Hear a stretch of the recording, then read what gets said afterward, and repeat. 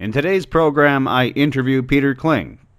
In this presentation, he reveals the 5 scriptures which prove that Nibiru will return in what we call the Nibiru prophecy of 2017.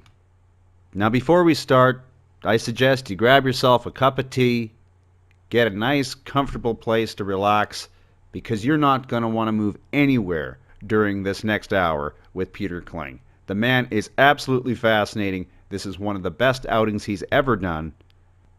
It's a great show. Enjoy the program. Peter Kling, welcome back to the program. Always a pleasure, Russell Scott. Always a pleasure. According to Wikipedia, the existence of Nibiru, or Planet X, is not supported by any scientific evidence and has been rejected by astronomers and planetary scientists as pseudoscience and an internet hoax. Well, here's the thing. I used to be one of those skeptics. So, when Stitchin's work first came out, I was kind of critical, and I'm like, okay, I got to look into this a little bit more. And I'm talking about Zachariah Stitchin, and I should say not when it first came out, when I first became knowledgeable of it. And I actually went back to the Sumerian text and looked for the meaning of the word Nibiru to begin with. And the word Nibiru means crossing, as in to cross the street or to cross a river. It's not something that is going to impact the world or the earth. But when I first read this and Planet X was all coming out and being talked about, and I was like, wait a minute, there's more to this than what's going on, because this is a crossing. And at the time, this was, I guess, probably around 2010, I'm thinking, that I was investigating this. And at this time, we were looking forward to the crossing or the progression of the equinoxes and crossing the elliptic plane of the galaxy. And this made a lot more sense to me as far as crossing, because as we cross the elliptical the plane of the galaxy of the Milky Way, I theorized that if we're in one magnetic section now, if you're at the lower pole now and we're crossing over to the upper pole, what is going to happen to the magnetic effects of not just planet Earth, but the whole solar system? So I was approaching it from the progression of the equinoxes and our travel through space, as opposed to a binary star system. Well, so I was kind of debunking this Nibiru idea with the idea of a crossing, one that, where we would be crossing the plane here, the galactic plane, and run into a possible situation as far as problems here on Earth. Because those problems, especially earthquakes, because all the earthquakes get documented, and we can go back to 1998, actually.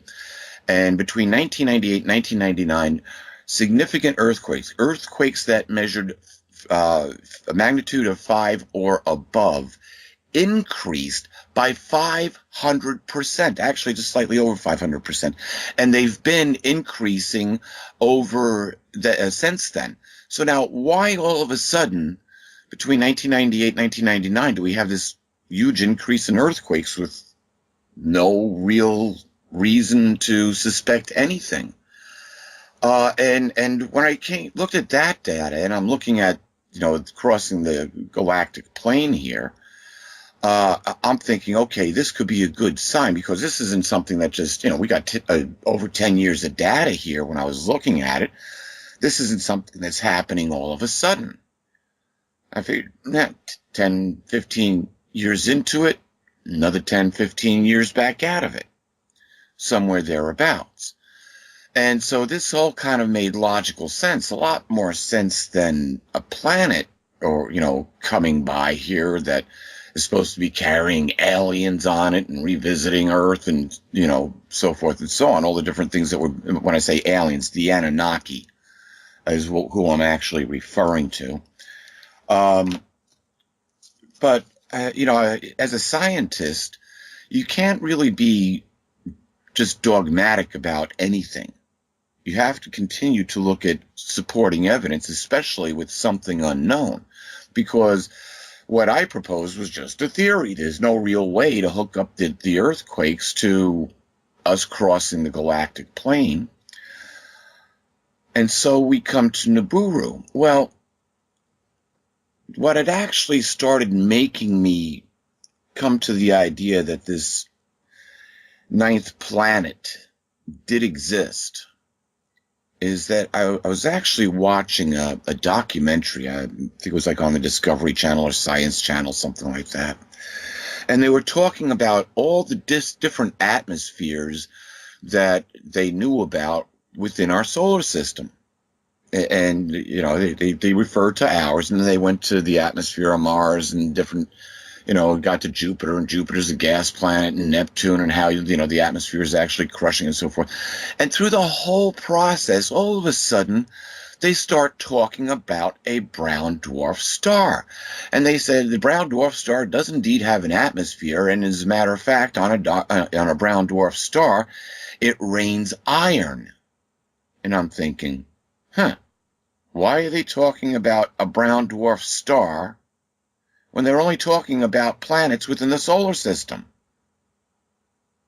And this made absolutely no sense. And, it's like there's a rule, actually, Yahuwah, God, Yahweh, essentially said, I will not cause anything to happen without telling my prophets first. And so, we get what's called, programming, but there's a predictive programming where I'll give you a good, for instance, The Simpsons does a great amount of programming. Now, either they know what's going on in the world, or they're able to hit some things right on the head. And many of us can just think back just a few months ago, if you saw this little clip from The Simpsons where Donald Trump becomes president, he's running for president. He's actually coming down an escalator at one point in the Simpsons movie, and in real life, he's coming down an escalator, and not in the movie, but in the Simpsons series, and in both scenes, there's a card that, or like a little placard that was put up on a glass railing there that falls. And it falls in The Simpsons, and it falls in real life as Trump's coming down the escalator. It's like, wait a minute, what is this? So you have to, when these things occur, you have to scratch your head a little bit. Now, interestingly enough, Simpsons also has in one of their episodes where they go visit New York, and they're diving in New York City, and they're diving, and it's underwater. New York City is underwater. So there's this Homer and Marge waving from the skyline or from the top of New York City, but they've got scuba gear on. Now, there's a reason why I brought this in. We'll talk about it in a little bit.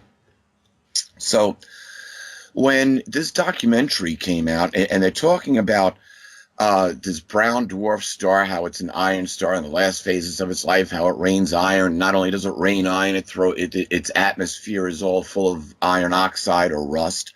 And it actually leaves a trail of debris in its way. And I'm thinking, why are they talking about an iron star, a brown dwarf star in our atmosphere?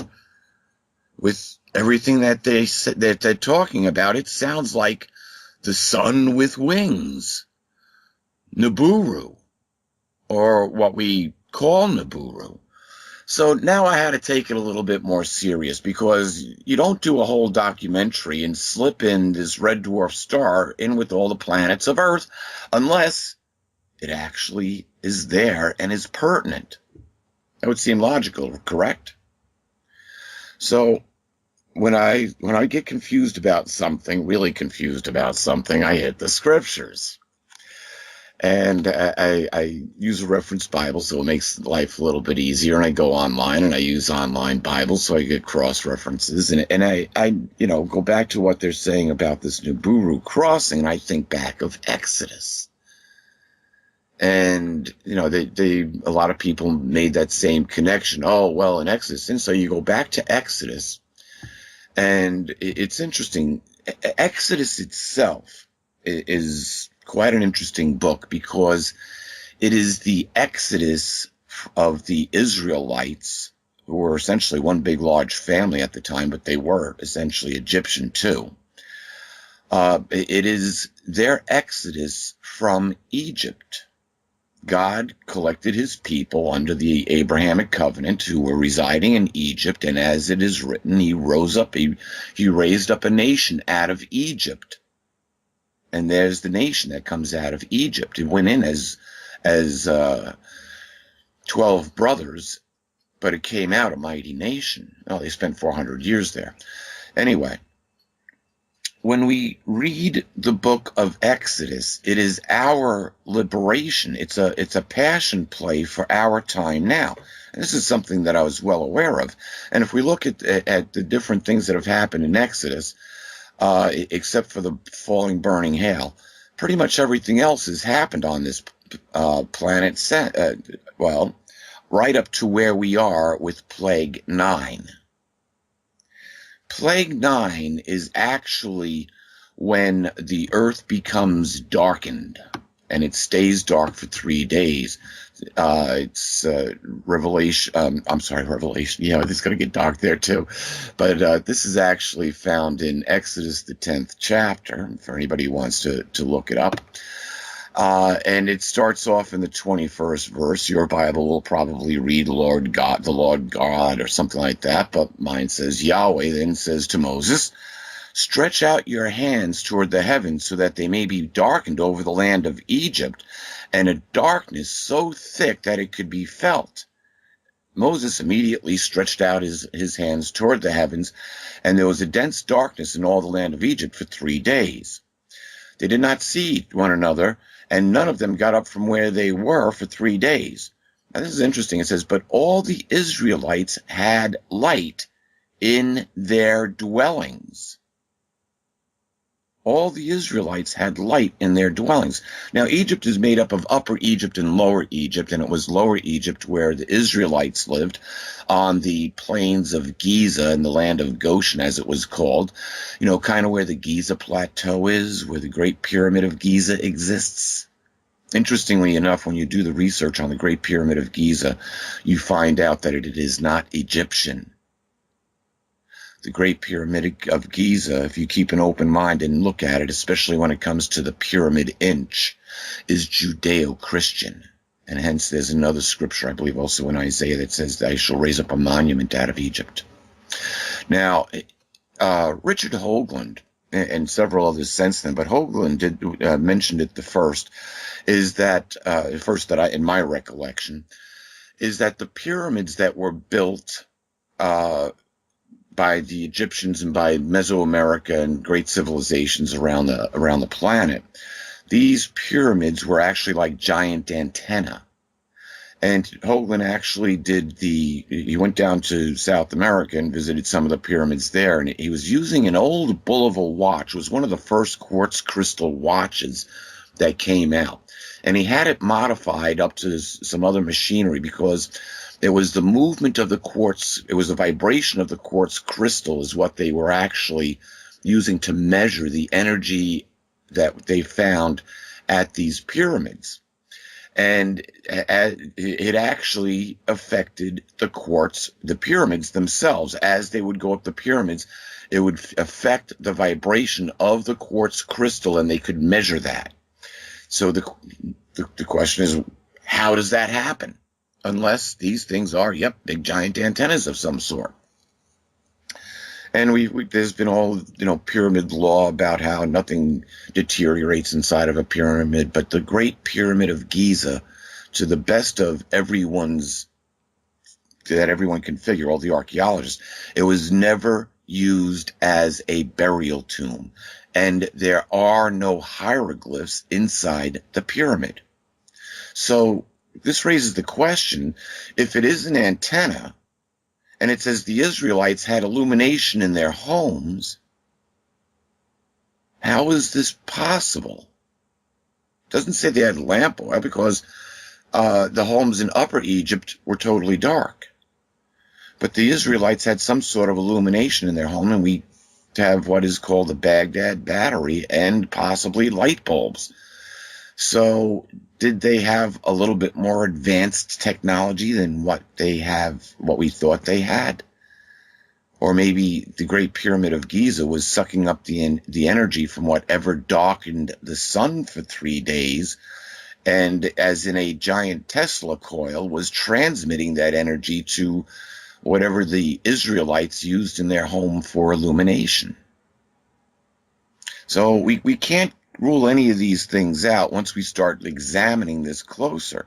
So there is this record of the sun being darkened. Now, while I haven't read the Coburn Bible, I have listened to people who are experts in it, and they say that during this same time there were great earthquakes going on, the Coburn Bible is the Egyptian Bible, essentially, or Bible that was written in ancient Egypt.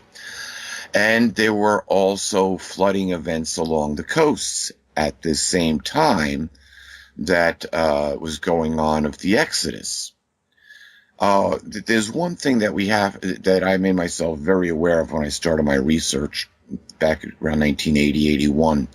And that is, actually, there's a couple of different rules I set up. Number one, the Bible is a need-to-know book. It's only going to tell you what the intelligence behind the writing of the scriptures wants you to know. Also, it is written by a people with limited amount of technological verbiage. In other words, you're not going to find any technological words in the Bible. Although the Book of Enoch isn't one of the books of the Bible in most cases. I believe in the Catholic Douay it is, and there might be one other translation out there that has the Book of Enoch in it. But interestingly enough, Enoch says that he met entities that could turn from the form of fire into the form of man and back to the form of fire again. Now, what exactly is the form of fire? Just like, you light up a lighter or a stove, or is it some sort of energy field, energy force? And you have to wonder about this, because I myself have seen these energy fields or forces, and a lot of information is coming out about the blue orbs, or what people see as just white light UFOs, are indeed living creatures, living life forms made of pure energy. So this has yet to be proven, but it is an intelligent life force of some sort. Now, was it white orbs or energy orbs, red orbs, something like the form of fire that Enoch saw? We don't know. But Enoch talked about it as the form of fire. So when we read the Bible, we have to examine the words carefully. But more so than examine just the words, you look at the event, the results of the event. Now, the sky was darkened, and what happened? Well, it doesn't say a whole lot in the scriptures about this. It doesn't say a whole lot about Nimrod's kingdom, the Sumerians, and the Anunnaki either. It gives Nimrod essentially 2 sentences, one short paragraph, and yet he was the king of all of Samaria up until Syriamus had him done in and she became queen. But, history will support, and archaeology supports what is written within the Bible. As a matter of fact, within the last several months, about 6 months ago, I was listening to an archaeologist from Israel, and he said, "We don't put a shovel in the ground until we go read the scriptures first." I was like, makes sense to me. They read the scriptures, they track down the event, they see where the event happened, and that's where they go look.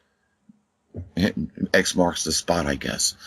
So when we continue to examine the scriptures, we shed more light on the subject. So we've got this passing in Exodus, and it's interesting too. The 10th plague uh, involves an alien life form called the angel of death, or the destroying angel. And then when we continue to read the book of Exodus, as the Israelites leave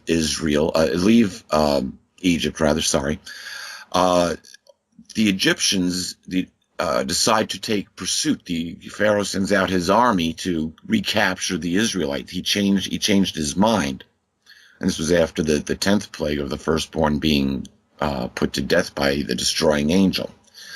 Well, there's a pillar of light that stops Pharaoh's army. What was this pillar of light? It's a pillar of fire, actually, that came down from the clouds that blocked Pharaoh's army from progressing. Was it a laser beam? Some sort of energy field? We don't know. But it parted the Red Sea, not the light itself. Some force parted the Red Sea. And yes, there's actually a place that they have. It's not the Reed Sea at the northern end of the Red Sea. It's one of the fingers that come out of the main body of the Red Sea that go up into Egypt. There's a shallow area there. It's about 50 feet deep, and it falls off to over 200 feet on each side of this shallow area. I think it's actually close to 300 feet on the one side. And they have found the remnants of chariots and horse bones at this location underwater. National Geographic first uncovered the story about 20 years ago. Interesting, there's a plaque on the other side of this area that says, basically, we crossed here.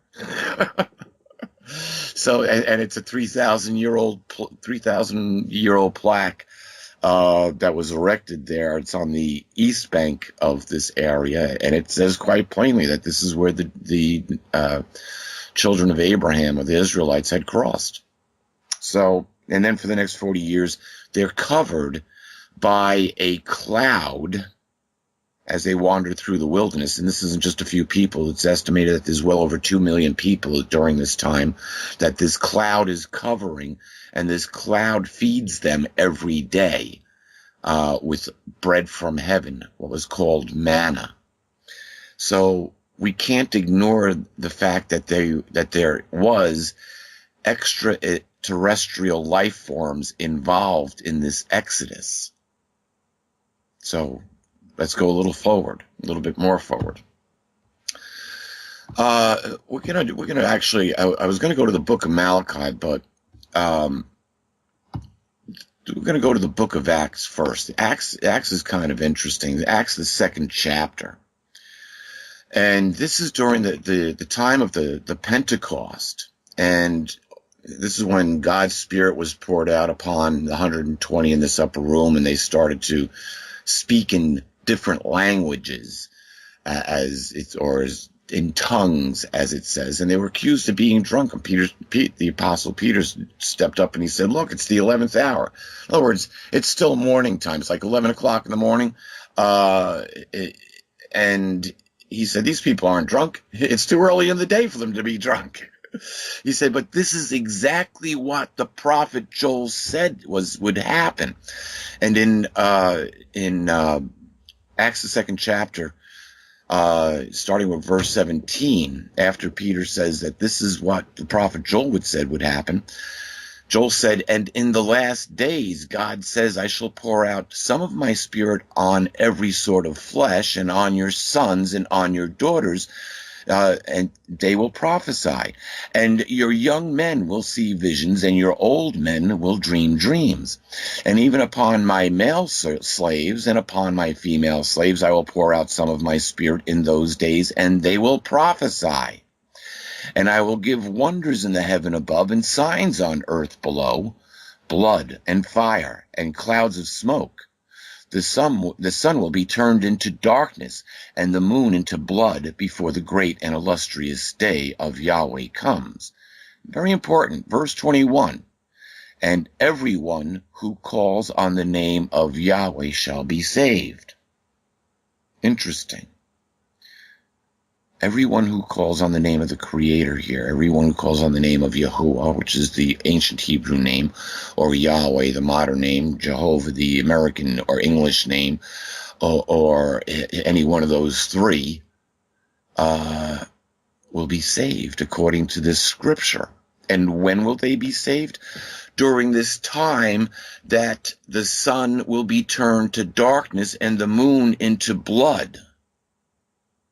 Okay, a little odd, but let's continue to follow.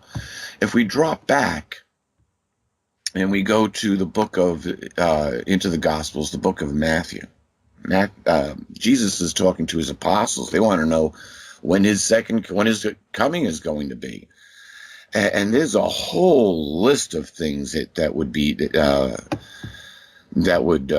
he prophesied would take place, many of which that we see going on, including an increase in earthquakes, reports of wars in one place after another. Now, we're not in war here in the United States, but we're hearing reports of wars, and we've been hearing reports of wars since, 2001, 2002. When do we invade Iraq and Afghanistan?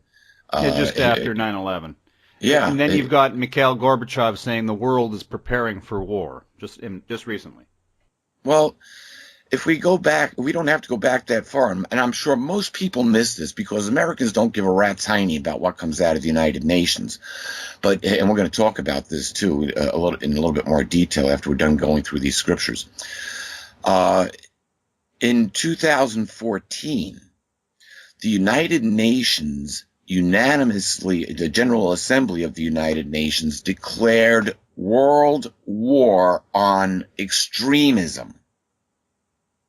Now, they were very careful about the way that they worded this because they didn't want to get any terrorist groups upset. Or, Islam had a real big problem with the way that the wording was being laid out. So this world war is against extremism. So if you're a Christian and you're labeled as an extremist, guess what? You're technically at war with the United Nations. But along with the same thing, we've had the Obama administration for the last 8 years, which has sold the United States out. And if you believe that, well, they have found that his birth certificate was a forgery. So there's still no real U.S. birth certificate issued for Obama, which means that the Obama administration during the Obama administration, the United States was under the control of outside interests. If Obama was not an American, born in America, then who got him into the White House? Who got him past all the scrutiny? And he carried out someone else's agenda. It was not an American agenda. So look at politics today and you'll figure out why there's such a split.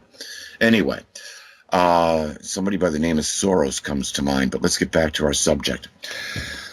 When we go back to Matthew, besides the wars and reports of wars and famines and everything that Jesus had listed throughout Matthew, the 24th chapter, we get to verse 29, where he says, immediately after the tribulation of those days, the sun will be darkened and the moon will not give its light, and the stars will fall from heaven, and the powers of the heavens will be shaken. And the sign of the Son of Man will appear in heaven, and all the tribes of the earth will beat themselves in grief, and they will see the Son of... Now, why would they beat themselves in grief? It's judgment time. And it's interesting, it says, they will see the Son of Man coming on the clouds of heaven with power and great glory, and he will send out his angels with a trumpet sound, and they will gather his chosen ones from the four winds, from the extremity of the heavens to the other extremity, from one extremity of the heavens to the other extremity. These aren't human favored people that he's gathering. This is, as what is called in Revelation, the 21st chapter, the armies of heaven that he's gathering from one end to the other end. All of the cosmos is coming to visit Earth.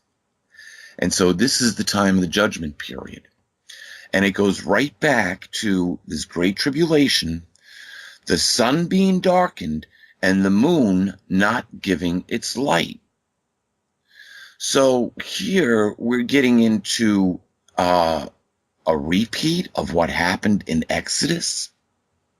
See, because there's a lot of other scriptures within the Christian Greek scriptures which say when you see these things happening, lift yourselves erect because your deliverance is getting near. So Nibiru or Planet X is nothing to fear. It's like, as it said, labor pains. As a matter of fact, that prophecy says whenever it is that the nations are declaring peace and security, then the end will be upon them instantly, just as the labor pains of a pregnant woman, and they shall by no means escape it. Now, there's another scripture, which I'm going to go back. This one's in the Hebrew scriptures. It's Malachi, the 4th chapter. And this is interesting, the way that this is worded. Starting with the first verse, it says, "For look, the day is coming that is burning like a furnace, when all the presumptuous ones and all those practicing wickedness will become like stubble. The coming day will certainly devour them, says Yahweh of armies, and it will leave neither root nor bough, but will destroy them totally. But to you who honor my name, the Son," and it's spelt S-U-N, "of righteousness will shine forth with healing in its wings." Wings? The Son of righteousness with wings? It says, "and you will skip about like fattened calves." In verse 3, it's interesting. It says, "and you will tread the wicked underfoot, for they will be like dust under the soles of your feet on the day when I take action, says Yahweh of armies." So, again, the day is coming that is burning like the furnace, and it involves a sun with wings. But here's the thing, and I want to point this out because you have one event which has two different outcomes. Let's go back and examine this. It says that those presumptuous ones and all those practicing wickedness will become like stubble, and they will be burned up, and neither root nor branch would be left.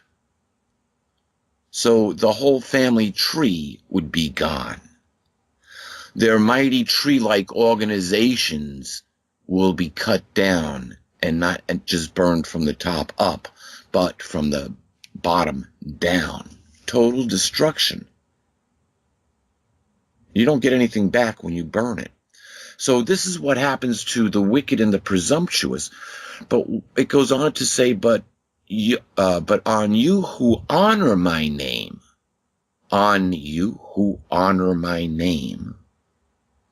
the Son of Righteousness will shine forth with healing in its wings. So how do one group of people become destroyed, totally burned up, and the other group fare well? As a matter of fact, they become strengthened. They become strong, like young bulls, young calves. How does one event have two different outcomes? Here's the key. It's one of the questions that I asked myself several years ago when I uncovered this little beauty. It has to do with our thinking capability and how our brain actually works. Our brain vibrates actually from gamma, which is off the charts, down to about 30 cycles per second, then into beta, which is from 30 down to about 13 cycles, and then alpha, which is from 12 down to 9. You go into beta at theta, theta, at 8 cycles down to 4, and from 4 cycles to 0, you're in delta. Now, as the vibration of the brain slows down, we become less conscious of our outside world, our physical three-dimensional world, and more conscious of other realms. The subconscious goes to a dream realm. But here's the thing.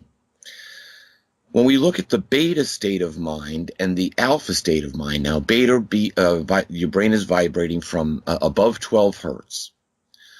And it is in beta where the response for fight or flight it resides.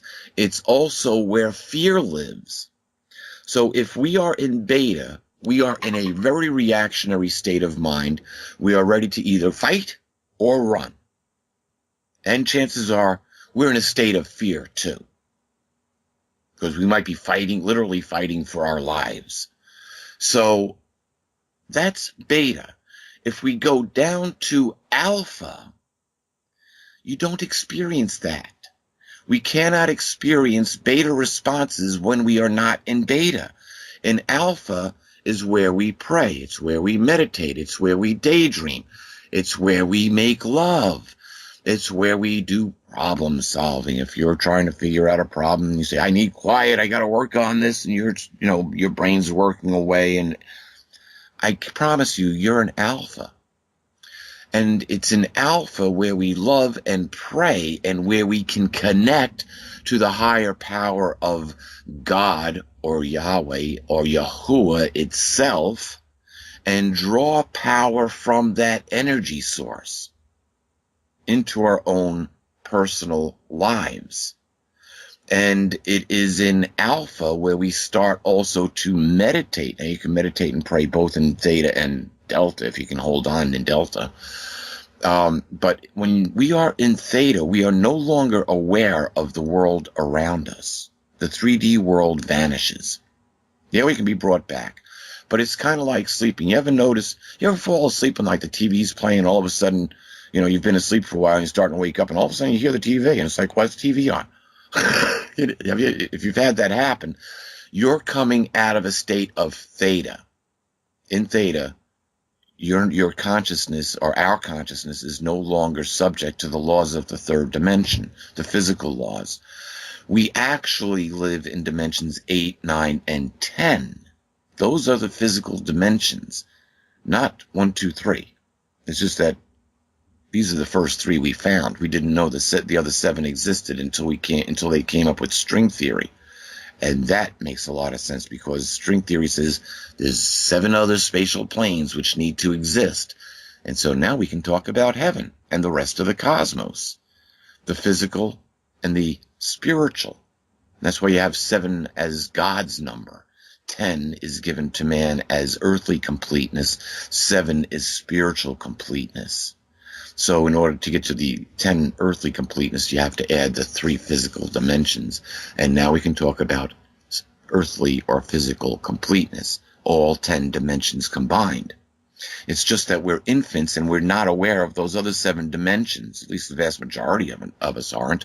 We talk about, the ascended masters. Come on, every one of us can be an ascended master. All you have to do is learn how to meditate properly and get down into theta and delta. Then you'll understand what an ascended master is. However, that usually takes quite a bit of time, and you can't really say energy because you're not really using energy to do this. It just takes time to practice and to be able to go down into those states. But the more you do it, the faster you can change states of mind. So when we go back and look at what it says here in Malachi, where these wicked and presumptuous don't have enough intelligence to get out of a state of beta, they'll wind up killing each other off. Us who can stay in a state of alpha, connected to love, connected to our Father in prayer. Remember, all those who call on the name of Yahweh or Yahuwah or Jehovah shall be saved. So those, and in order to do that, guess where you need to be? In alpha, most of the time, but you can do it in beta. But if we're in prayer, where are we? In alpha. So it's having the ability to remove ourselves from the fight and flight syndrome, and we're gonna bring this up more a little bit later as well, but to remove ourselves from that and get into a state of alpha where we can think and plan our futures out clearly. Trust me, if you wind up in a mob, there's a good chance you're going to think like the mob and be involved in mob activity, and the mob is going to eat you up and spit you out. Or the authorities will, one or the other. But if we have an Nibiru or this Planet X coming by and it does what a lot of people are claiming it is going to do, it's going to cause an EMP, an electromagnetic pulse, that will take down the electric grid of the whole entire world. Maybe that's why the United States did a study several years ago to see what would happen if the grid went down. I don't know if you remember, but it was, I believe, the fall of 2013 when the government came out and said that they were going to do a nationwide test of the electric grid. And everybody was freaking, or I should say everybody, a lot of people were freaking out, saying, oh, they're going to take the grid down. They're going to take the grid down. Wait a minute, they're just testing it. You know, we've got a lot of Chicken Littles out there. We have to get more evidence here before we can say anything. But the reason why they were testing the grid was because of the results that they got back from their research, which said that if the grid was down for 2 years, that 90%, let me say that again, 90% of the population of the United States would be dead. That was the government report. So you can't save us all, is the way that the government looks at it. So we'll save the select few and go into underground bunkers while the rest of those bottom feeders can sit up on the surface and be annihilated or annihilate each other after this thing passes. And so we know all about these underground cities, which takes us to Revelation. Revelation, the 6th chapter. Revelation is probably the most descriptive out of all of the prophecies that have to do with the blood moon and the sun being turned to darkness. But before we read this, I want to go back and address one situation which I actually started talking about. It's funny, I start pushing stuff out into the realm sometimes, the public realm, and all of a sudden it becomes the latest and greatest found knowledge. Unfortunately, I never get credit for it, but whatever. It was in 2010 that I actually got irritated with a New Ager at that time it was October of 2010, as a matter of fact, because people were posting a lot of stuff about 10, 10, 10 on my Facebook page, and it was irritating me. And I was like, yeah, okay. And the person that was doing it the most, I finally said, yeah, I got 10, 10. I understand 11, 11, 11. I even understand 12, 12, 12. I said, but what we need to be careful of is 3, 13, 13, and 4, 14, 14. And I said it, and I typed this out, and I was in a state of anger. I really was, because I had just gotten irritated to the point. And then I thought, why did I say 3, 13, 13, and 4, 14, 14? And so I started more research. Now, I couldn't find a darn thing for 3, 13, 13. Not a thing.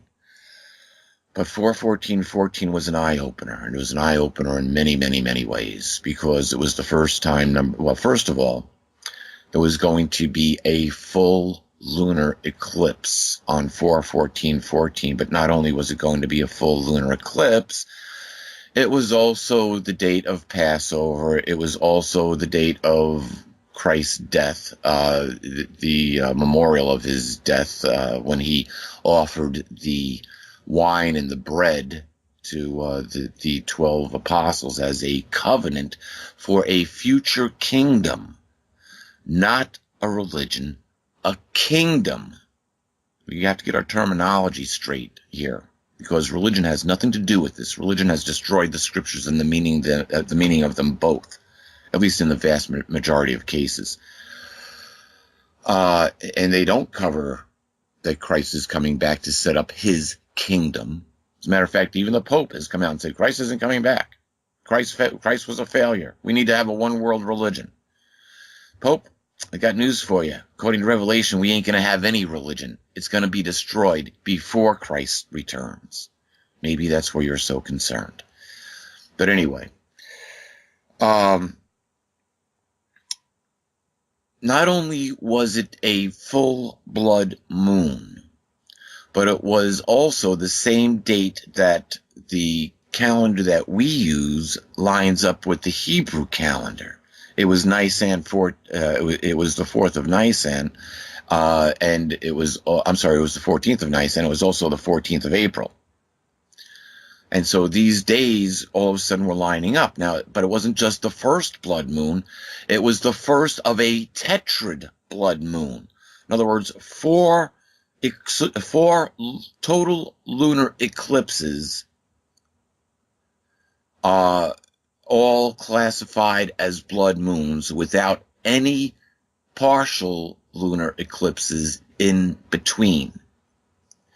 Now, here we go to the next level.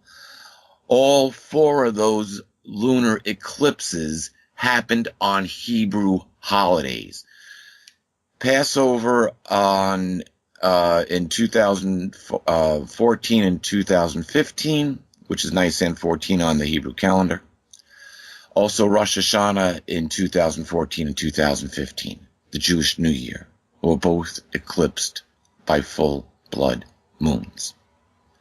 Not only that, but in between those blood moons were solar eclipses, 4 of them. And one of them was a total eclipse. So the sun was turned to darkness and the moon was turned to blood. Now, oddly enough, we can go back actually to Matthew, the 24th chapter here for a second. And this is something that caught my eye, and I would hope that it caught everyone else's eye. Jesus said this in Matthew, the 24, the 15th chapter, the 15th verse, 24th chapter. He said, therefore, and he's talking to his disciples here and telling them what the signs would be.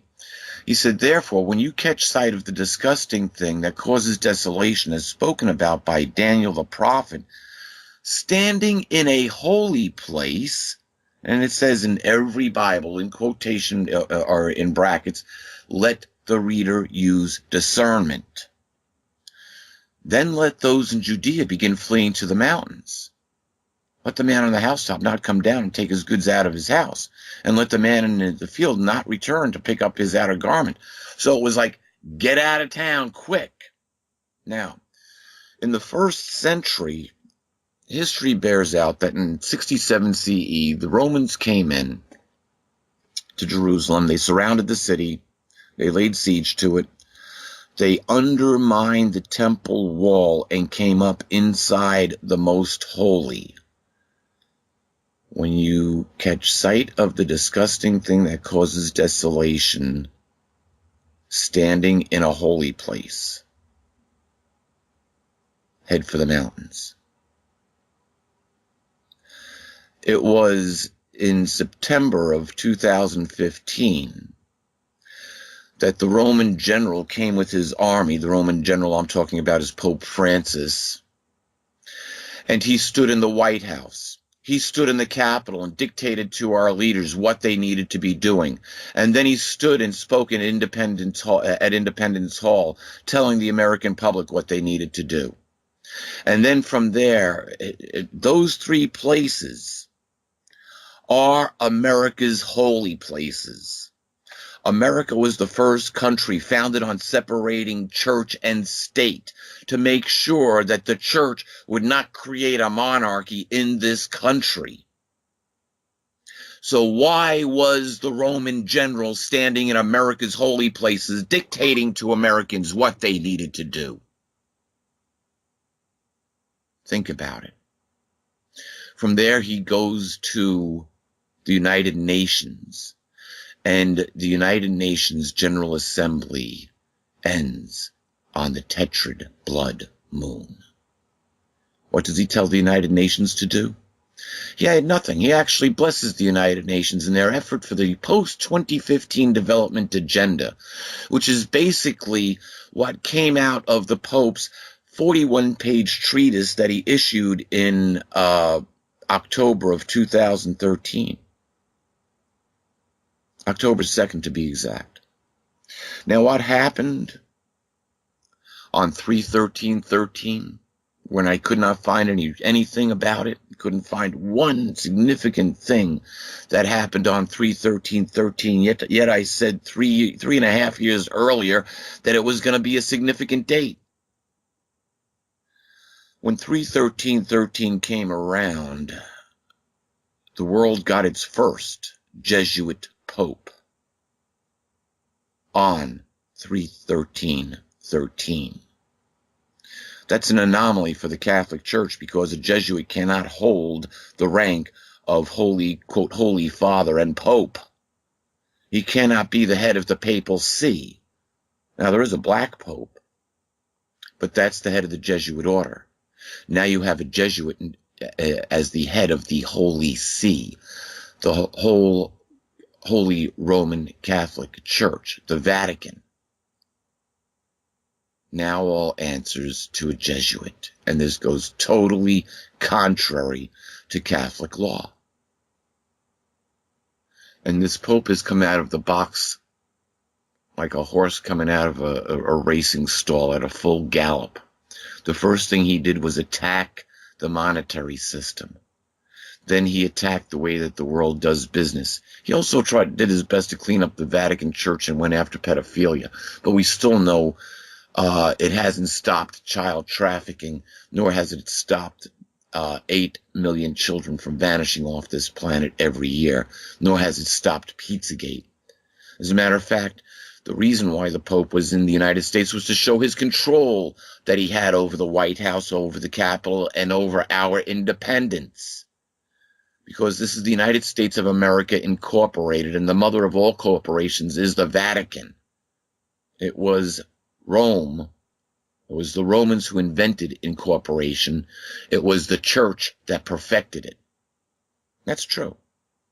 Rome invented incorporation, but the church perfected it to hold safe their belongings.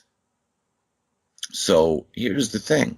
I don't care what religion you are, or what religion you claim to be. All religions on this planet, all recognized religions on this planet, are corporations, and all corporations are governed by, guess who? The mother of all corporations, the Holy See. So indeed, every religion on this planet is controlled by the Holy See,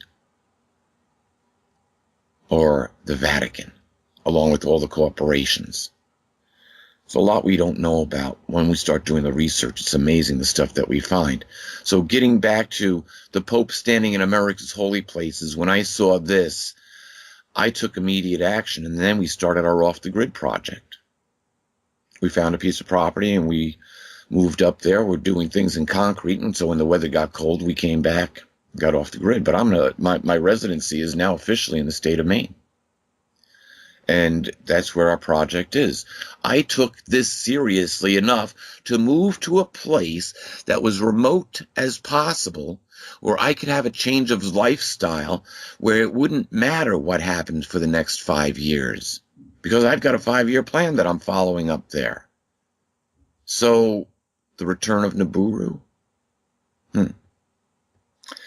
Let's go to Revelation. We saw the thing that causes desolation standing in America's holy places. So we know we're getting close. Now here's the thing. This ninth planet, Planet X Nibiru, whatever this is that's coming this way, is connected to the judgment, not to the judgment of souls, of you and me, us sinners. I love that word, sinner. You know why we're sinners? Because we have imperfect DNA. Hence we are born sinners. Sin has nothing to do with immorality or doing things badly, or doing bad things, I should say. There's a difference. To sin is to miss the mark. So if we were all supposed to have perfect human DNA, and we don't, hence we all have to be sinners. It was a word first used in archery. If you couldn't hit the bullseye, you were a sinner. Think about it. Had nothing to do with immorality. But the church did it, calls us all sinners, and then made it all immoral practices. And anything we do, we're sinning, and so we have to pay indulgences or whatever the church demands from its people. The Creator is a loving father type figure. And how do you pay anything to your father? You can't. And most fathers love their children unconditionally. Even when their children get them upset, angry, they generally don't stop loving their children. Especially if they have a perfect bond of love. And we're just infants. We're cosmic infants. We have the rule that's given that 1,000 years of man is but a day to God. So one cosmic day equals 1,000 Earth years, and we have the audacity to think that the cosmos revolves around us. As typical babies or infants think that the world revolves around them, because when they cry, mom or dad or somebody comes and gets them, and so all they have to do is cry and somebody pick them up, because they're the baby. And so we're the baby, but here's the problem. We don't even live one cosmic day. We don't make it past the first cosmic hour. How much does an infant know in its first hour of life? Think about that. How much do we know about the cosmos by the time our lives expire at 70 or 80 years? We're learning more and more because science allows us to do that. But getting back to our subject here, or our subject matter, we're in this change. And as you asked earlier, or as I stated earlier, you asked about Nibiru, and I said, well, I was one of those skeptics until I started doing the research, the biblical research that I've done here. And now this kind of brings us to Revelation, because we're told to leave the cities. There's a reason why we're told to leave the cities. If the lights go out, if there's an EMP and there's no electric in the cities, take a city like New York City, roughly 8 million people living in a densely packed area. That means the toilets don't flush anymore, the refrigerators don't run anymore, the elevators don't run anymore. But you know what's worse? The water doesn't run. The food doesn't get made. Whatever food is there starts to rot, so they get to eat well for a couple of days. But if the grid's going to be down for a year or more, you better have a plan B. And then how do you leave the city? How do you get out of the city if there's no gas stations that have electricity to pump the gasoline out of their tank and into yours? Walk. You and 8 other million people in the New York metropolitan area of New York City, Long Island, the Connecticut, Lower New York State, and New Jersey. There are over 20 million people in that condensed area. Where are you going to walk to? And how long are you going to walk without food or water? You see, and those people will turn against themselves and they'll kill each other. You think you see demonstrations between Black Lives Matter and anti-Trump people. We ain't seen nothing yet. People will be in a state of beta fear, and they will be killing each other in the streets over the last scrap of bread. His first century historian Josephus Flavius wrote that when Rome came in the second time under General Titus in the year 70, and laid siege to the city of Jerusalem, they caught Jerusalem during Passover, while every Jew within the whole area, within pilgrimage distance, went to Jerusalem. Over 2 million people occupied the old city of Jerusalem, and they were trapped there for 3 months. The food was gone relatively quickly, but Josephus Flavius said that women were eating their own children to prevent starvation. When Rome finally laid siege to the city, they murdered 2 million people, took 93,000 captive back to Rome, and leveled the city or razed the city to the ground, just as Jesus had said, not a stone was left upon a stone. And indeed, a Islamic mosque now sits where Solomon's temple and Herod's temples once stood. So we'll have to see if they ever do anything to replace that mosque or not. Time's running out. When we go to Revelation, the 6th chapter, this is the opening of the 6th seal, and it starts off in the 12th verse, and it says, and this is the most descriptive out of all the prophecies. It says, and I saw he opened, this is the Apostle John speaking, he said, I saw he opened the 6th seal, and a great earthquake occurred. Remember increase in earthquakes? Yeah. We've had some beauties over the past several years, and they're becoming stronger and more prevalent around the planet. But this starts off with a great earthquake, the big one. It says, a great earthquake occurred, and the sun became as black as sackcloth made of hair. It's like burlap made of hair, burlap bag. And the entire moon became as blood, and the stars of heaven fell to the earth as when a fig tree shaken by a high wind drops its unripe figs. And the heavens departed as a scroll that is being rolled up. And every mountain and every island were removed from its place. Then the kings of the earth, the high officials, the military commanders, the rich, the strong, every slave and every free person hid in the caves and among the rocks of the mountains. And they kept saying to the mountains and to the rocks, fall over us, hide us from the face of the one seated upon the throne and from the wrath of the Lamb, because the great day of their wrath has come, and who is able to stand? So when we examine what John saw here, again, the sun becomes darkened. Again, the moon becomes as blood. And this time he goes into more detail. The stars fall to the earth as when a fig tree shaken by a high wind drops its unripe figs.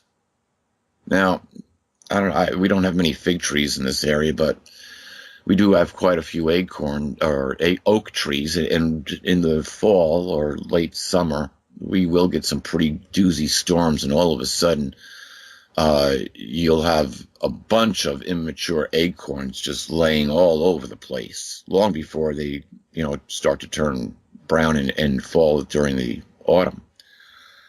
So it's like, yeah, you wonder if the tree lost half of its acorns at this point. But they're probably the ones that weren't getting a whole lot of nourishment because they really couldn't hold on as well as the others could, so they would just cast away. So they stopped becoming feeders. And so we are seeing stuff fall out of the sky, coming like shooting stars, like in the amount of, we would see figs falling off trees or nuts being blown off trees. They had a lot of fig trees there, so they used the fig tree expression. But there would be a massive amount of meteor showers. It wouldn't just be, the Leopold meteor showers coming, or one of the, more prevalent meteor showers. And we sit out there for an hour or so, and we watch maybe 15 meteors if we're fortunate to go by. You watch this little shower that takes place. Not going to look like that at all. It's going to be spectacular. The other interesting thing it says with this is that the heavens are rolled up like a scroll. You ever roll up a piece of paper? You can no longer see the writing. And as that paper is rolled up, that writing disappears. So something would be blocking the stars, like coming from one side and going to the other, just as you rolled up a scroll from one end to the other. Those stars would be vanishing, but yet we would see all of this stuff coming into our atmosphere, all these shooting stars or meteorites coming in. Now, what would cause these? It rains iron on a brown dwarf star, and brown dwarf stars have a lot of iron oxide in their path. So says this little documentary that I had seen several years ago. And so we get this sun with wings, this brown dwarf star with blowing all this debris in its wake, will certainly seem like one big cloud covering up the sun. Or perhaps it'll rip the outer layer off the sun, just as it's going to try to do with the Earth. Only the Earth is a solid form on the surface. The sun is a gas. It's believed that this Planet X Nibiru is like a giant magnet, or will be like a giant magnet when it comes through. Nothing has to impact with Earth. The magnetic force that it provides will do all the damage necessary. And all it has to do really is put out the lights, destroy the electric grid. But chances are it's going to do a lot more, because something is causing earthquakes. And if we have something, a celestial body, entering our solar system, carrying a significant amount of mass, a few things are going to happen. Because we're adding more mass to our solar system, or right to where we are here within the solar system, a very interesting thing is taking place. And this could be a possible explanation as to why the Schumann resonance has increased. And that's the vibration that Earth vibrates, just like our brains vibrate. Earth had been vibrating at 7.8 hertz. Interesting vibration level. When our brain vibrates at 7.8 hertz, we can then communicate with every other intelligent human on the planet who is also at that same level or lower. So there's what we could call a mind of one when we are thinking at that level. But Earth has gone from 7.8 hertz up to, first it went up to the higher 8 levels. I think it was 8.3 is where it sat at for a while. And then it went up to 8.7 and sat there for quite some time. And then it went from 8.7 up to 11, and now is vibrating between 11 and 13. 13 is beta. So the Earth went from a state of delta right through alpha and into a state of beta, where us humans live in a reactionary state and have that fight or flight response. The Earth can go as high, has been seen to go as high as the range into gamma, over 60 hertz per second. This could possibly be caused by CERN. When they turn on that Large Hadron Collider, it could actually make the Schumann resonance of Earth increase. But what normally makes the Earth vibrate are two things.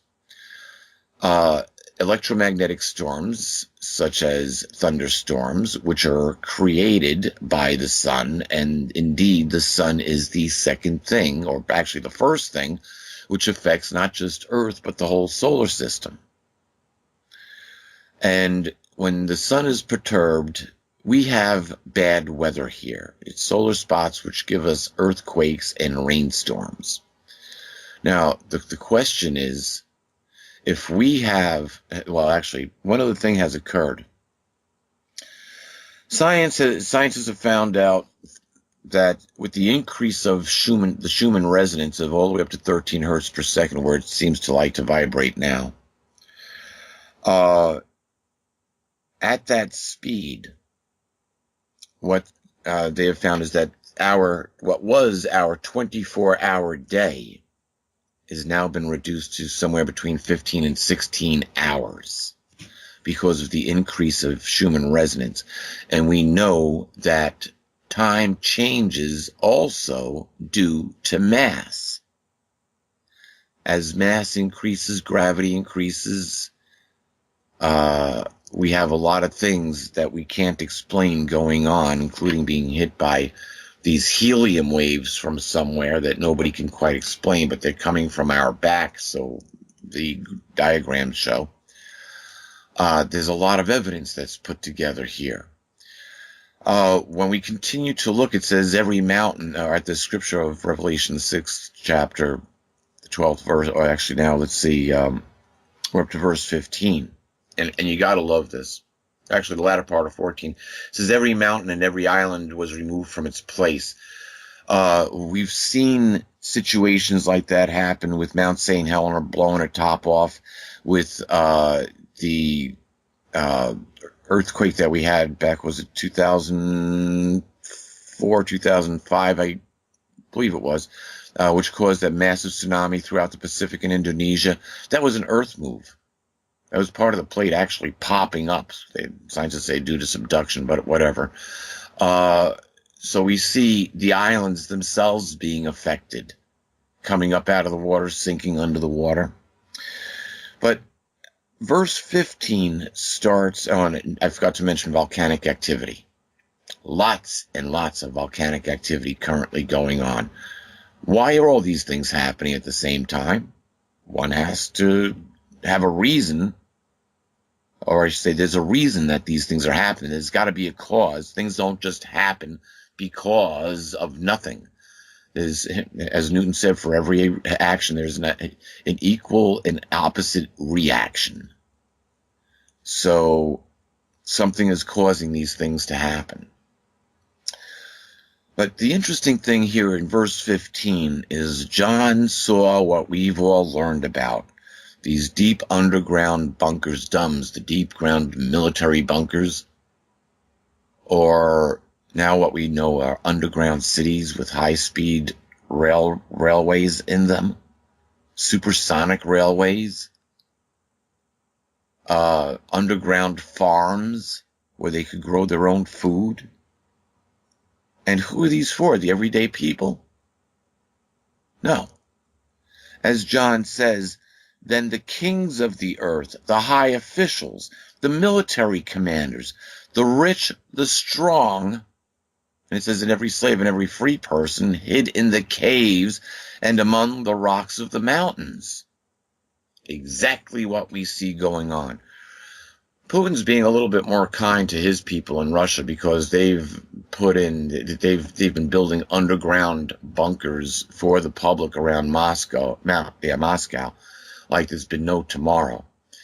I don't know if they're doing the same thing in Kiev, but I'll tell you, if the Moscow underground is anything like the underground in Kiev, it's deep.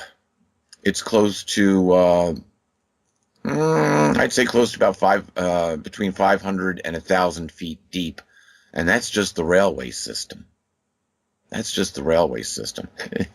As a matter of fact, when a friend of mine, when we were in Kiev, we went down into the subway under Kiev, and I've never been on an escalator so long in my life. I was waiting for a red man, and a man in a red costume and a pitchfork to be greeting me at the bottom. It was a long ride down.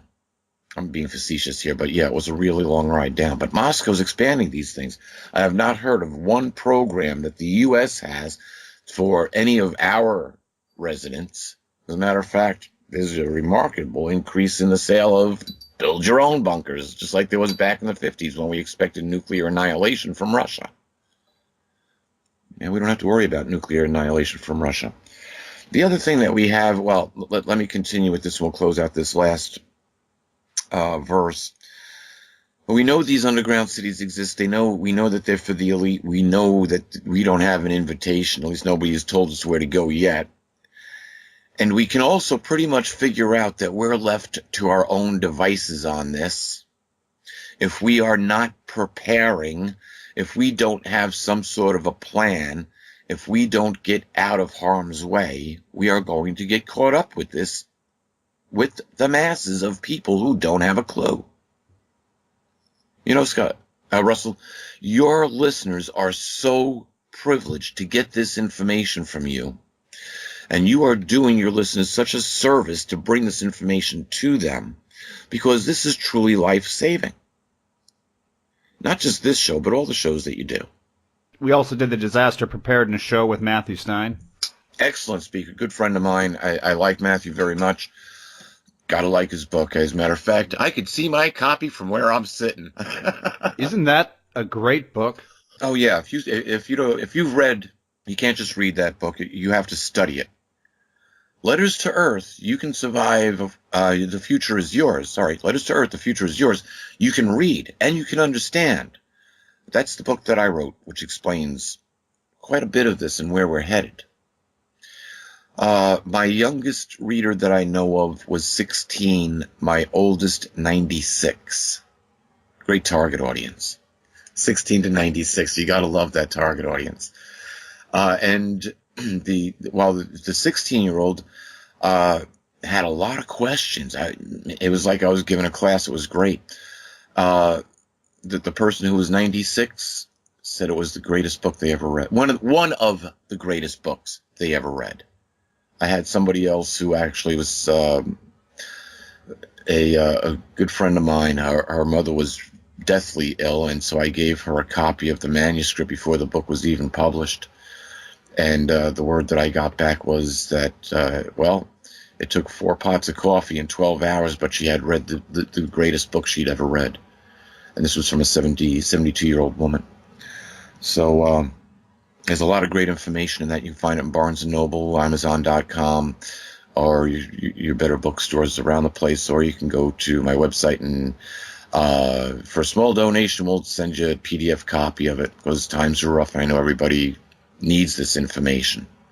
We really do. We have a fantastic future. This is just the judgment of of this current satanic system of evil going away. It's the judgment of the establishment which put people like Hillary Clinton into power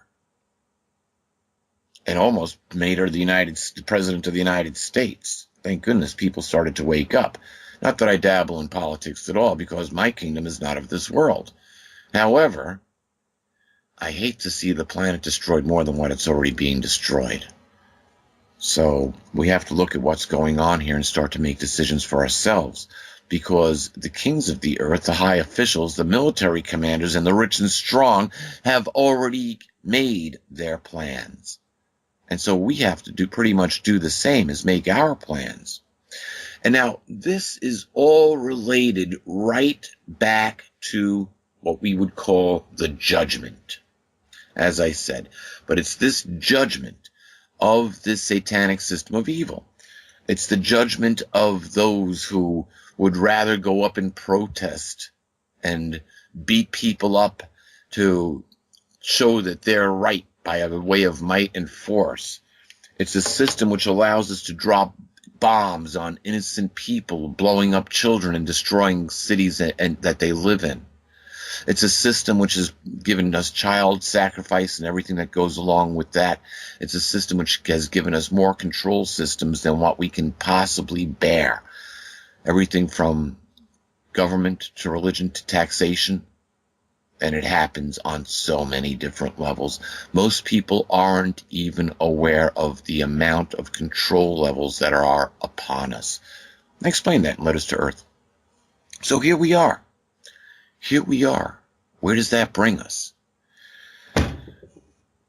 Russell, with these scriptures and my explanation, what would be your opinion of, do we have a Planet X or a Nibiru headed this way? Well, this is the way I see it. Regardless if you believe in science or if you believe in the Bible, the EMP is a reality either way. Oh, without a doubt. So you need to be prepared. Without a doubt. And that's something that we can't argue. And honestly, that's not about just having the food and the weapons and all that. You need to be emotionally, spiritually, all the way, all around prepared. Most people are not aware that the Earth got hit with an EMP back in the 1800s. I think it was, 1857, 58, right around there? Event? Yeah, this is the one that melted telegraph lines. Now, think about that. They didn't have any transistors or microchips at that time, computer chips. They had heavy copper cable telephone lines that they were running, or telegraph lines, and it melted the lines. The lines got so hot, they literally melted. And that was just from a solar EMP. And we're past due. NASA said we're past due. And NASA currently, I watched an interview about 2 weeks ago, and they had this NASA scientist saying, "Oh well, the sun's been very quiet here for this time period. We're not really seeing a lot of activity." And really, you for real, buddy? You're just lying through your teeth, aren't you? Because we're seeing the results of the sun's activity. You look at some of the different SOHO 1 and 2 and the different telescopes that they have looking at the sun. So you see huge gaping holes where there's been plasma ejections from the sun's surface. Oh, there's nothing going on in the sun. Don't look here. It's like, what do you take us for, fools? And this is going out. This is being broadcast to on the news. Quiet time period on the sun. Don't count it. Something's perturbing all of the planets, not just Earth. We've had a marked increases in volcanic activity, a tremendously marked increase in volcanic in earthquakes. And we don't just get one earthquake anymore or a couple aftershocks. They come in the hundreds. There was another flurry in the Salton Sea in Southern California. When I didn't keep track of this last flurry of earthquakes that they had gotten over several days, but the one before that they had about 2 years ago, they had over 650 earthquakes in one concentrated area in Southern California, right next to the Salton Sea, which is known to be a magma hotspot, or believed to be a magma hotspot. So why all of a sudden are all these things cropping up? One of the most volcanic areas and earthquake-prone areas on the planet are the Canary Islands. You will never, ever, ever see the USGS give any earthquake data on the Canary Islands. It just doesn't happen. The Canary Islands in Puerto Rico, which is also seismically active, every day in Puerto Rico, you've got at least 4 to 6 earthquakes going off. Every day. Between the Canary Islands and the Puerto Rican Trench, either one of them could cause a massive tsunami for the east coast of the United States, becoming most deadly right within New York City harbor because of the way that New Jersey and Long Island are shaped. It's like one big funnel. It'll all go right in there. It's estimated that if the Canary Islands, it's Mount, shucks, I forgot which mountain was over there. They've got one that's cooking away. Mount St. Palma is the one that they fear. It's got a crack in it already. They fear that, and it's part of it slid off into the ocean before. It's a possibility. The other part can slide off any time. It could have already slid off while we're talking. Who knows? But that is the big one. That one they estimate a 200-foot tsunami. The one out of the Puerto Rican Trench, they're estimating between 100 to 120 feet if that one launched a tsunami. Great. So if you live within 20 miles of the coast of the eastern United States, you're pretty well screwed. That includes the New York metropolitan area, which has over 20 million people in it. Actually, you need to be above 1,000 feet to be safe. If this Nibiru does exist, or Planet X, and it comes swinging past us in a close trajectory, it will pull the water right out of the seabeds. The oceans will be pulled right out onto the land. Not completely, but you'll have such a high gravitational pull on the oceans that it'll make the normal tides look like nothing because of this huge magnet. And it does have the capability of switching our poles. So our magnetic poles. So there's a lot of earth changes, a lot of earth activity that's going on that the government's covering over that, we pick up bits and pieces of here and there. One of those things are chemtrails, which I just want to mention briefly. This goes back to the day is coming that is burning like the furnace, as it says in Malachi.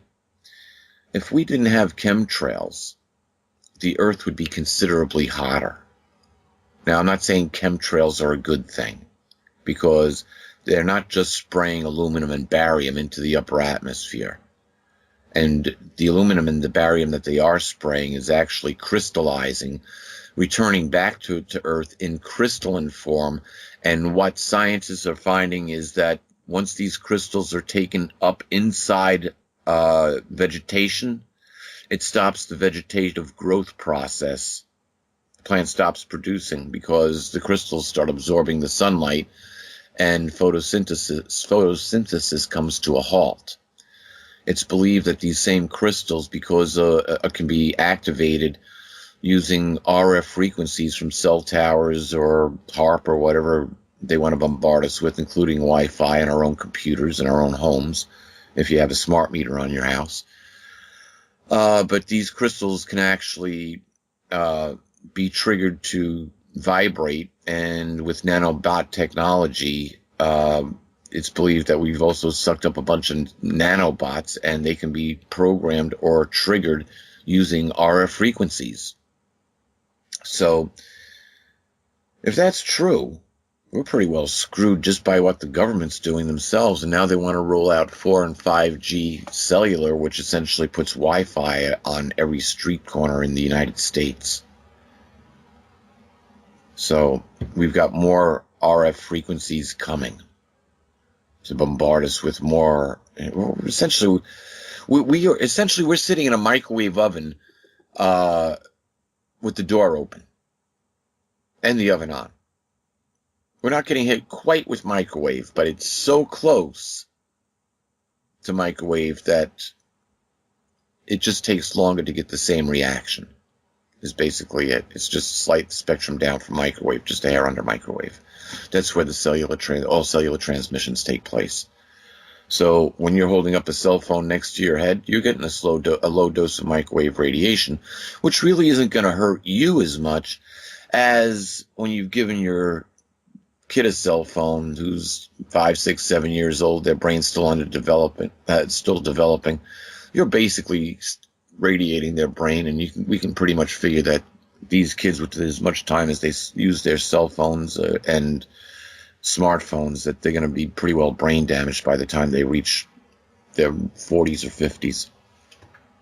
A lot of brain tumor and brain cancer coming up, because they've been given these devices at such an early age. I was in the cellular industry for 15 years, communications industry for 15 years. I was in cellular when it first came out, and I was in cellular when my career ended, or when I met an unfortunate circumstance which ended my career in cellular, in telecommunications anyway. So I was there from one end to the other. Basically, it was around 2001 when I kind of got retired. But I had followed all of the information that was coming out at that time, of all the studies that were being done about cell phones and brain cancer. And all of the studies were inconclusive. However, you got a fledgling industry, and all the studies were being done on adults, not on children. Since 2000, there's been a lot more research on the developing brains of children with cell phones, and what they're finding is a trend for brain cancer. So don't give a cell phone to a child. I wouldn't give one to a teenager unless you had to, at least not a permanent one. But every kid's got a cell phone now, so if yours is the only one that doesn't, there's going to be a lot of peer pressure at school, sadly to say. So that's just one of the dangers that we have to be aware of. But all of these things that we're being hit with are all things to dumb us down, so we don't pay attention to the world events that are going on around us. And so people, there's a big push to try to get people to move back into cities. Why? So there's less to deal with afterward. In EMP, we don't have to worry about an Armageddon. We have to be more concerned about an EMP. We're not the ones that have direct judgment upon us. It's the leaders and the rulers of this planet and the rebel satanic alien forces, those aliens that have been working with the military, that have been given the government, the governors, their authority, those who cohabitate with royalty in the same body or vessel, human vessel. You know, we've heard shapeshifter, shapeshifter, shapeshifter, and it's like one of those things that have just kind of gone away. It's not much of a shapeshifter as you think, because they are living inside a human vessel with the original soul for that vessel. Princess Diana may have said it best when she talked about the Queen and Prince Philip as being reppies. It's alleged that she tried to commit suicide 3 times while she was carrying Prince William. And she is also quoted as saying that she has seen both the Queen and Prince Philip change from the human form that we see them as into reptilian-looking creatures, henceforth the name Reppies. And they told her if she ever told anyone, they would kill her. Well, she did, and they did. She told her maidservant or her secretary, I forget exactly what position this woman played, but she was like the lady in waiting for Princess Diana, and that woman put it in her personal memoirs of Diana. So there's a lot of mystery that goes along with there. So the one point that I want to make is that this is the judgment period for these people and for the alien negative ETs that are with us now. And if we're part of this system, then we won't look forward to being part of the return of the King of Kings and armies of the heavens, or the armies of the cosmos. So this is what we're facing here. And this is most important. It's a regime change for planet Earth. And all of this stuff that we're living now is going to go away and replaced by that 1,000-year reign of peace. The good thing is we get our DNA repaired, and we no longer we are no longer sinners. So with that, I will say, have a fantastic day. Letters to Earth. The future is yours.